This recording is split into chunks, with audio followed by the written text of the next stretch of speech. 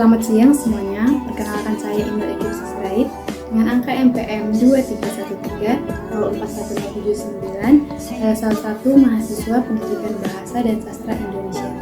Di sini saya akan mempraktekkan keterampilan menjelaskan. Sekian, selamat menyaksikan.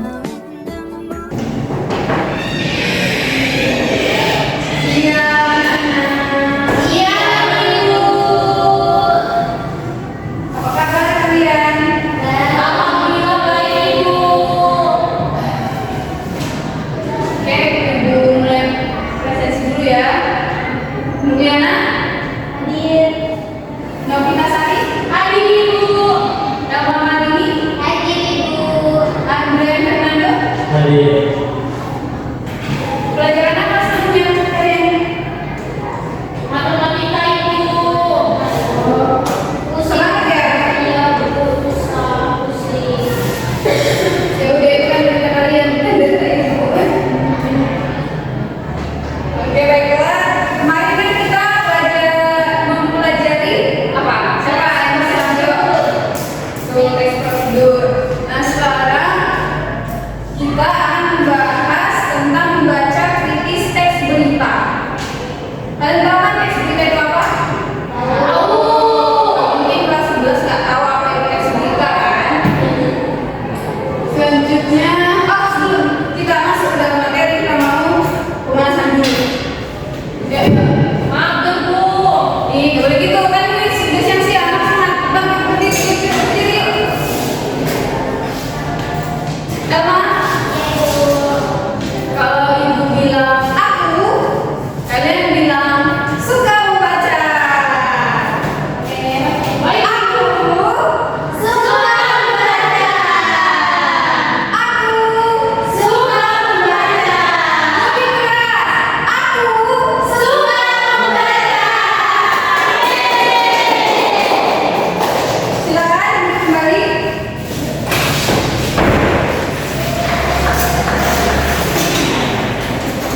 Membaca kritis teks berita. Kritis di sini bukan berarti kritis sakit di rumah sakit ya, tapi kritis di sini adalah tidak hanya menerima informasi pasif atau sekedar tahu, melainkan menganalisis dan mengevaluasi teks berita. Selanjutnya, Ibu mau tanya, pernahkah kalian membaca berita yang judulnya tidak sinkron dengan isinya? Pernah. Biasanya itu ditemukan di internet. Ya, betul. Nah, mengapa kalian itu perlu membaca kritis? Karena banyaknya judul berita yang tidak sesuai dengan isinya yang membuat kita tidak boleh hanya sekedar membaca judulnya. Kita harus mendalami isi berita tersebut agar tidak terjadi simpang siur. Selanjutnya, banyak berita yang memiliki judul berbeda dengan isi. Inilah yang mengharuskan para pembaca teks berita harus berpikir terhadap suatu berita agar tidak mudah tertipu dengan judul berita. Nah, di depan sini kalian bisa melihat. Pada kita silakan Ibu membaca judulnya ya. Ya, betul sekali. Geger selain orang meninggal dunia di fakta kondisi terkininya. Kalau kita baca ini di internet, kita baca judulnya Geger Sule dikabarkan meninggal dunia. Pasti kita akan tersentuh karena Sule ini kan komedian. Kita akan tersentuh dengan judul ini. Namun ternyata kalau kita buka di dalam berita ini, kita baca lebih dalam, ternyata Sule itu hanya melakukan prank. Ternyata Sule ini hanya berpura-pura sakit. Nah, 3 kali ternyata Sule ini sudah dikabarkan meninggal dunia, tapi dia juga adalah prank. Dan ini juga sebenarnya ini tidak boleh ya, surat internet seperti ini, media seperti ini membawa-bawa orang meninggal pada kenyataannya tidak. Tapi ternyata Sule ini itu mendapatkan uang dari berita-berita yang atas nama dia.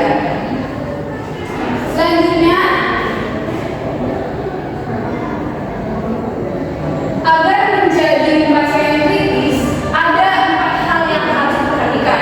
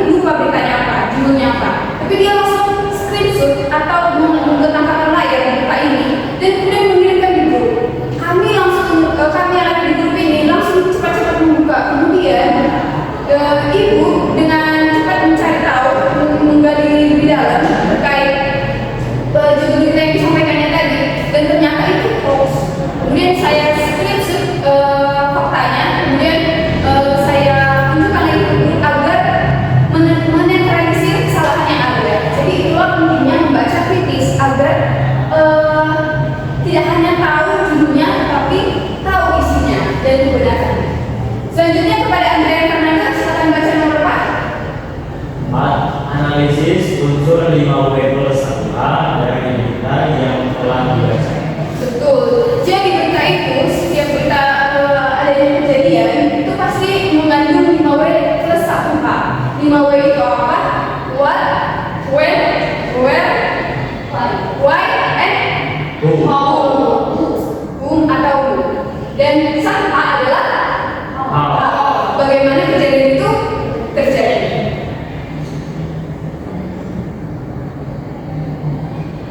Nah, ini kita sudah sampai ke hal yang sudah kalian tunggu banget kan ini kan? Tugas ya Ibu. Iya, betul sekali. Carilah satu teks berita dari internet dengan tema bencana alam.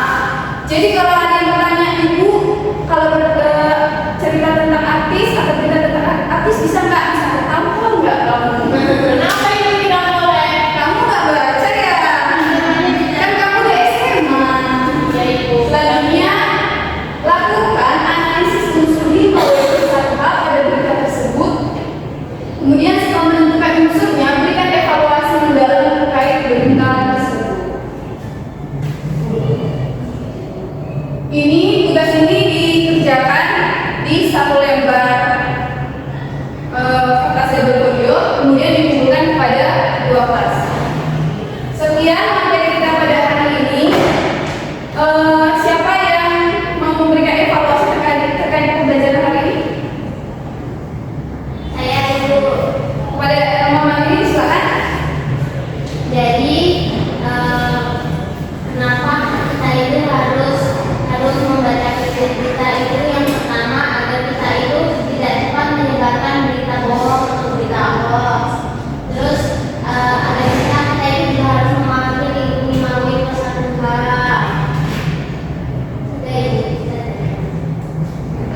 Oke, baiklah. Jadi pentingnya membaca di sini agar kita tidak mudah terkecoh dengan judul berita dan kita paham sebenarnya berita itu tentang apa dan apa yang disampaikan menjadi dengan akurat.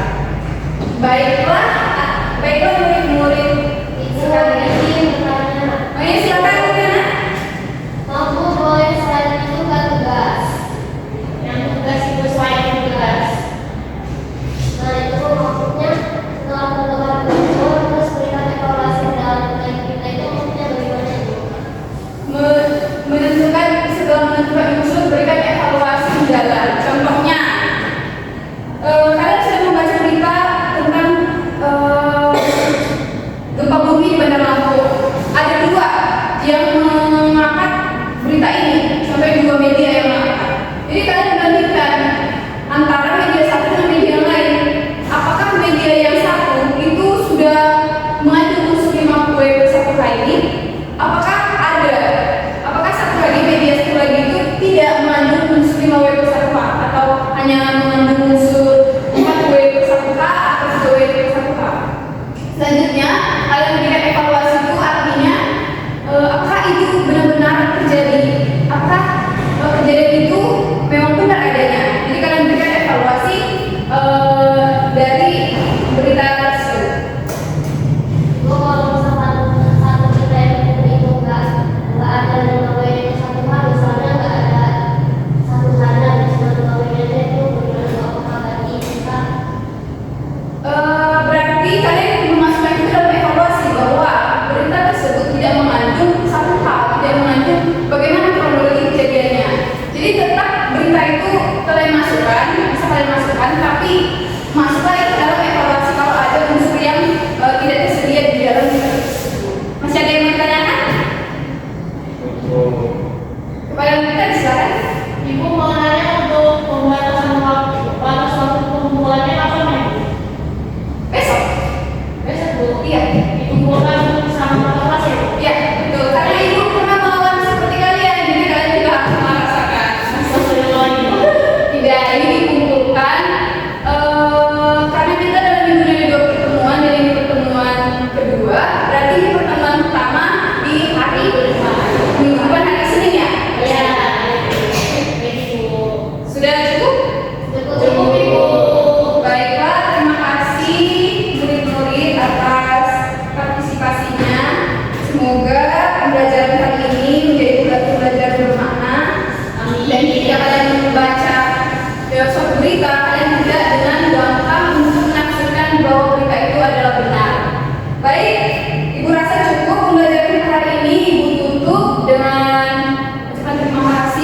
pembelajaran ini menjadi berkah bagi kita semua. Amin. Ibu pamit ya.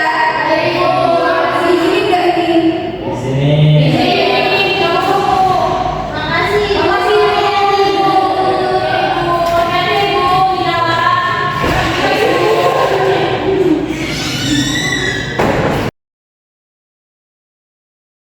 Perkenalkan, nama saya Novita Sari dengan NPM 2313041063. Saya merupakan officer lisan dari calon guru bernama Email Eclipse Sirait dengan NPM 2313041079 dengan materi membaca kritis teks berita.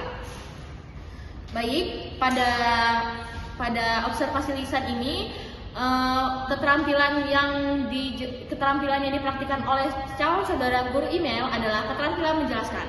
Baik, yang pertama, calon guru saudara email sudah menyadari adanya keterbatasan perbendaharaan kata-kata dan ungkapan yang dimiliki siswa. Maka itu guru tidak menggunakan kalimat yang berbelit-belit. Jadi pada praktiknya email sudah menggunakan kalimat yang sederhana agar mudah dimengerti oleh siswa atau muridnya. Lalu yang kedua, saudara guru email menghindari penggunaan kata-kata yang meragukan dan yang berlebihan. Lalu yang ketiga, calon guru email sudah memberikan contoh yang cukup untuk menanamkan pengertian dalam penjelasannya. Jadi sebelum membaca kritik teks berita, calon saudara guru email sudah memberikan pengertian dari teks berita terlebih dahulu. Lalu yang keempat, calon guru email sudah menggunakan contoh yang relevan dengan sifat dari penjelasan teks berita tersebut. Lalu yang kelima, contoh yang digunakan saudara guru email sudah sesuai dengan usia, pengetahuan, dan latar belakang siswa. Lalu yang keenam, calon guru saudara email menunjukkan dengan jelas pola atau struktur sajian, khususnya hubungan antara contoh-contoh dan generalisasinya. Jadi, saudara guru email sudah mempraktikkan dengan baik bagaimana pola dan struktur yang ada pada teks berita dan khususnya pada membaca kritik teks berita. Lalu yang ketujuh, saudara email sudah memberikan ikhtisar butir-butir yang penting baik selama pelajaran maupun pada akhir pelajaran, dan bila perlu memberikan penjabaran tambahan. Jadi pada praktiknya calon guru saudara email sudah memberikan penjelasan yang penting dan juga sudah memberikan beberapa pertanyaan untuk merefleksikan pemahaman siswa. Lalu yang kedelapan, calon saudara guru email sudah mengadakan variasi suara dalam memberikan penekanan pada hal-hal penting dalam penjelasannya. Jadi dalam praktiknya saudara guru email sudah memberikan penekanan pada hal-hal yang memang penting. Jadi suaranya lebih dikeraskan agar siswanya mendengar dan paham. Lalu yang kesembilan, butir-butir penting dalam penjelasan diberi tekanan dengan cara mengulanginya. Pada praktiknya saudara guru email sudah menggunakan penekanan dalam beberapa kalimat yang memang penting dan juga penekanan itu diulangi agar siswa paham. Lalu yang ke-10, saudara guru email sudah memberikan penekanan yang berbeda dengan mimik, isyarat ataupun dengan gerakan selama pelajaran berlangsung. Jadi saudara guru email sudah melakukan pembelajaran praktik dengan isyarat dan mimik yang berlangsung. Lalu yang terakhir ada pemberian tekanan juga diberikan dengan menggunakan gambar-gambar demonstrasi atau benda sebenarnya. Pada calon guru saudara email juga sudah memberikan gambar-gambar atau visualisasi yang baik agar muridnya paham atas apa yang telah dijelaskan oleh saudara guru email. Sekian observasi lisan dari saya akhiri. Wassalamualaikum warahmatullahi wabarakatuh. Terima kasih.